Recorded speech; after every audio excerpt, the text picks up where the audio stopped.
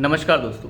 अरविंद केजरीवाल जो पिछले कई महीनों से मज़े ले रहे थे, पंजाब सरकार के निजी विमान में घूम रहे थे, हर विपक्षी दल के पास जा रहे थे कि अध्यादेश जो दिल्ली सरकार के खिलाफ केंद्र सरकार लेके आई है उसे रुकवा दीजिए, राज्यसभा में उसे रुकवा दीजिए। हालांकि वो राज्य सरकार के खिलाफ लाया अध्यादेश रुका तो नहीं, वो अध्यादेश पारित भी हो गया और कानून भी बन गया। अब कानून राज्यसभा से भी पास हो जाएगा और अरविंद केजरीवाल मुंह ताकते रह गए। विपक्षी दलों ने भी काफ़ी साथ दिया। ये सब कुछ बवंडर चलता रहा, लेकिन अमित शाह ने जिस तरीके से ठुकाई की है इस आदमी की, उस ठुकाई के बाद विपक्ष भी थोड़ा सा चुप बैठ गया है। जिस तरीके से विपक्ष हंगामा कर रहा था कि ये गैर कानूनी है, दिल्ली के अधिकार आप नहीं छीन सकते। दिल्ली को अधिकार हैं ही नहीं तो छीनने की बात कहाँ से आ गई? इस दिल्ली के अधिकार तो जवाहरलाल नेहरू ने बहुत वर्ष पहले ही छीन लिए थे। दिल्ली को सरकार से अलग कर दिया था जवाहरलाल नेहरू ने उस समय। ये कांग्रेस उन बातों को भूल जाती है। तो ये चलो, ये ड्रामा तो चलता रहेगा, लेकिन अब अरविंद केजरीवाल जो हैं वो पूरी तरीके से ख़त्म हो चुके हैं। अब उनके पास कुछ नहीं बचा है। दिल्ली की सर्विसेज से रिलेटेड जो भी कानून था वो केंद्र सरकार ने पारित कर दिया है और अब राज्यसभा से भी हो जाएगा और कानून बन चुका है। अब मुद्दा ये है कि अरविंद केजरीवाल जो इतने उटक रहे थे, उन्हें आज जो अमित शाह ने पाठ पढ़ाया है, अमित शाह ने आज बिल्कुल साफ कर दिया कि ये अध्यादेश दिल्ली के लोगों की भलाई के लिए है, देश के लोगों की भलाई के लिए है।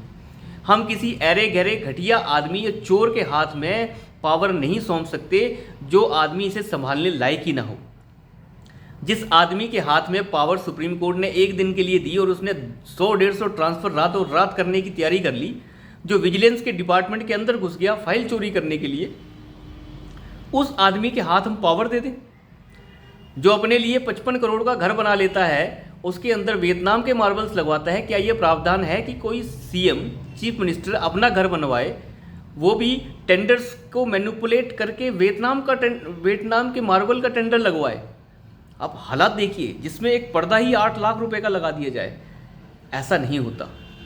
तो ये वो आदमी है, इसकी तरह चोर कोई नहीं है। जहाँ पे दिल्ली में दारू इतने तरीके से बिकती रही, जिस तरीके से घोटाला चलता रहा दिल्ली में, एक के साथ एक दारू फ्री मिलती रही दिल्ली में, ये दिल्ली का आलम हो गया था।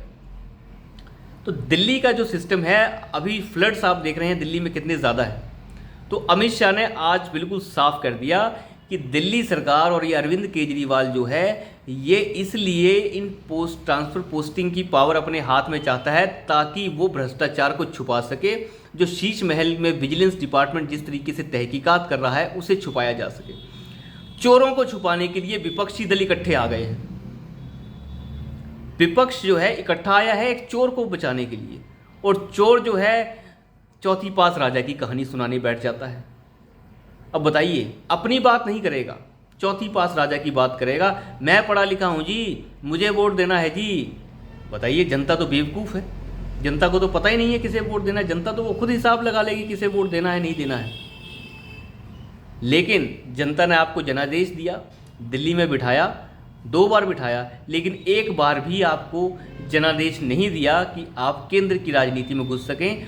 एक बार भी आपको एक भी मेंबर ऑफ पार्लियामेंट की सीट दिल्ली में नहीं जितवाई दिल्ली की जनता ने। क्यों? क्योंकि उन्हें पता है कि आप लायक नहीं हैं, और अब उन्हें यह भी पता चल गया है कि आप राज्य चलाने लायक भी नहीं हैं। तो दिल्ली में बात बिल्कुल साफ हो गई है। अमित शाह ने आज पार्लियामेंट के अंदर ये साफ कर दिया कि ये जो मुख्यमंत्री अभी बैठा है, ये जो चोर अभी बैठे हैं, इन चोरों के हाथ में हम दिल्ली को नहीं दे सकते। हम दिल्ली की बदनामी और दिल्ली के लोगों को अंधेरे में नहीं झोंक सकते। तो ये बिल्कुल साफ हो गया है। अमित शाह ने आज बिल्कुल क्लियर कर दिया इस बात को कि दिल्ली में चल रही है चोरों की सरकार। हमारी भी सरकारें पहले चलती थी, जब भाजपा की सरकार दिल्ली में हुआ करती थी और केंद्र में कांग्रेस की सरकार हुआ करती थी। कभी केंद्र में भाजपा की सरकार तो दिल्ली में कांग्रेस की सरकार हुआ करती थी, तो तब कभी ये दिक्कत नहीं आती थी, क्योंकि उन लोगों को पावर से कोई खास मतलब नहीं था। इस आदमी को पावर से मतलब है, क्योंकि ये ज़्यादा पावर चाहता है, विजिलेंस अपने पास चाहता है ताकि घोटालों को छुपाया जा सके। ऐसी दिक्कत आज तक क्यों नहीं आई? पहले भी सरकारें बनती हैं, दिल्ली में बनती थी। पहले तो चलो दिल्ली में सरकार ही नहीं हुआ करती थी। 1991 में सरकार बनी, उससे पहले नेहरू ने सरकार को ध्वस्त कर दिया था कि ज़रूरत ही नहीं है दिल्ली में म्यूनसिपल कॉरपोरेशन बनाओ। लेकिन जब सरकार है तो तब भी पिछले 25 वर्षों से सरकारें चल रही थी, कभी भाजपा कभी कांग्रेस की, कोई दिक्कत किसी को नहीं है। कभी शीला दीक्षित बैठ रही थी, कभी सुषमा स्वराज, कोई ऐसी प्रॉब्लम नहीं आई। प्रॉब्लम इस आदमी के वक्त आ रही है क्योंकि ये आदमी सही नहीं है। ये आदमी प्रॉब्लम क्रिएट करना चाह रहा है जानबूझ के, काम करना नहीं है, ब्लेम गेम चलाते रहेगा, सुबह शाम ब्लेम गेम करेगा। तो कुल मिला के बात यह है, ना दिल्ली पेरिस बन गई है, दिल्ली में गड्ढे भी वैसा ही है। पुराने समय में भी, केजरीवाल के समय से पहले भी ढेरों, आज जितना पानी छोड़ा गया उससे ज़्यादा पानी छोड़ा जाता था, लेकिन फ्लड ऐसे नहीं आते थे जो दिल्ली में इस वक्त फ्लडिंग की हालत है, क्योंकि नाले टाइम से साफ़ नहीं हो रहे। अब तो अरविंद केजरीवाल के ही हाथ में हैं नाले, अब तो नाले इसी के हाथ में है। ले ले फावड़ा हाथ में और नाले साफ़ करो। नहीं किए इन्होंने नाले साफ़, तो इसलिए अरविंद केजरीवाल जो हैं दिक्कत में आने वाले हैं और इनके बुरे दिन शुरू हो चुके हैं। तो देखते हैं, अमित शाह ने तो आज साफ कर दिया है, इतनी मुंह की खाई है इस आदमी ने, इसे फिर भी बेशर्म को शर्म तो आएगी नहीं। बेशर्म तो ये है ही। अभी राघव चड्ढा की सगाई हुई थी। राघव चड्ढा की सगाई आपको पता ही है, पंजाब का एमपी है, और उसकी सगाई कहाँ करवाई गई? पंजाब सरकार का जो एक रेस्ट हाउस है, गेस्ट हाउस कह सकते हैं आप, दिल्ली में कपूरथला हाउस में करवाई गई। फोकट में, फ्री में मज़े लिए जा रहे हैं पूरे के पूरे।